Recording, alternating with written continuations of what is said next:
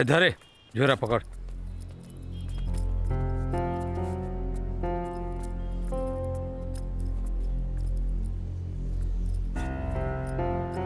सांझी खान की train bus, सब लोग तैयार हो जा।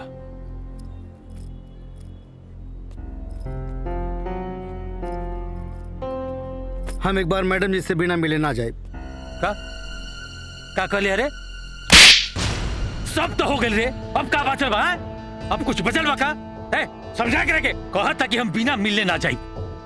ए बतासा, अब का बाच गईल बा? अरे तहरा चक्कर में हमनी के ऊ हाल भइल बा जेकर कल्पना हमनी जीवन में कब्बो न कर सकता नहीं। एक महीना से हम लोग मुंबई में नरक के जीवन बिता रहल बानी। लात घुसा खैनी हुआ अलग, बेइज्जती भइल हुआ अलग। अब का बाच गईल बा? अरे कौना काम खातिर जेबे तुम मैडम जी से मिले? मैडम जी तहरा के का समझतारी हम बताई?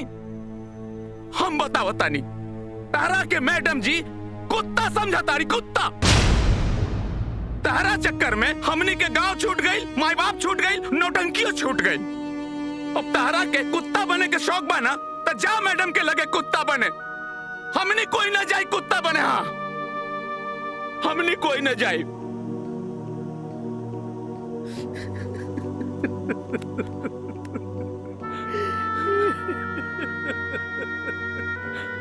अब रोआ जीन, हमली भी तारा से नफरत ना करे नी बतासा। हम लोग तारा से बहुत प्यार करे नी।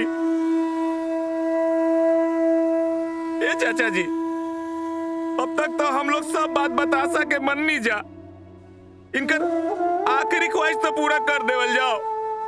एक बार मैडम जी के पास जाए दी चाचा जी, मिलने में दी चाचा जी, प्लीज चाचा जी।